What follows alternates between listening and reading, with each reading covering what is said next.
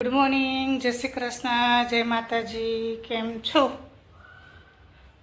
આજે રવિવાર છે અને નીચે શ્રીમતનો કાર્યક્રમ છે એટલે ત્યાં જવાનું છે. એટલે નાહી ધોઈ અને મસ્ત રેડી થઈ ગયા છે.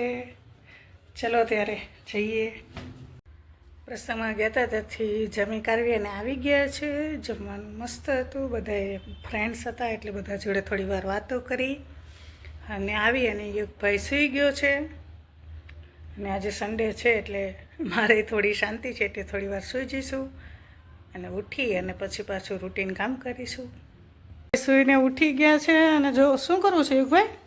સાયકલમાં પેપરને ફસાવી એટલે બુલેટ જેવો પેપરને સાયકલમાં એક મારા ફ્રેન્ડે ગૂગલમાં જોયું હતું કે પેપરને સાયકલમાં ફસાવે ને તો બુલેટ જેવો આવે.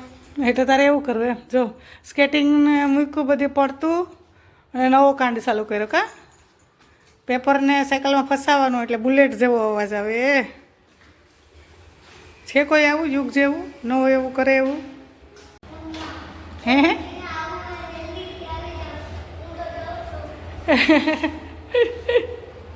સાંજ થઈ ગઈ છે અને યુગભાઈ નીચે રમવા ગયો છે સ્કેટિંગ લઈને અને એક બાજુ રસોઈ બને છે, ખીચડી અને શાક બની ગયું છે અને હવે બાજરાના રોટલા બનાવવાના છે. અને રમેશ હવે તમને કંઈક નવું જાણકારી આપે છે, જોઈએ શું છે. કહેતા હતા તમે? રાજકોટમાં આપણે કાઠિયાવાડી ટેસ્ટ શરૂ કરવા જઈ રહ્યા છીએ. આપણે એ લોકેશન છે મેટોડા જીએડીસી ગેટ નંબર 2 અને 3 ની વચ્ચે માધવ રેસ્ટોરન્ટ તરીકે નવું શરૂ કરવા જઈ રહ્યા. માધવ રેસ્ટોરન્ટ હે ને, કાઠિયાવાડી ટેસ્ટ. ભાઈ જે લોકોને ખાવું હોય હમણાં ટૂંક સમયમાં અમે ઓપનિંગ કરવા જઈ રહ્યા છે. 10 દિવસ જેટલો ટાઈમ જશે.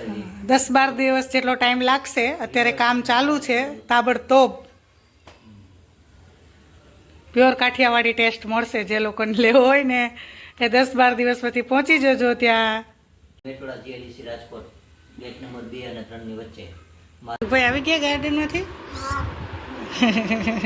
ગાર્ડનમાં રમવા જવું જ પડે કા? ચલો જમી લઈએ. બાજરાના રોટલા હે ને, ભરેલા રીંગણનું શાક છે, ખીચડી ને છાશ ને અથાણું. હા, એણે રીંગણું ન લીધું હે ને, બટેકા જ લીધા. બટેકા ખાવાવાળાએ એકાદું રીંગણું લ્યો. નહીં ભાવતું રીંગણું તો હું ભાવે? બટેકું ભાવે. ભાઈ કોણ છે આવું યુગ જેવું? હે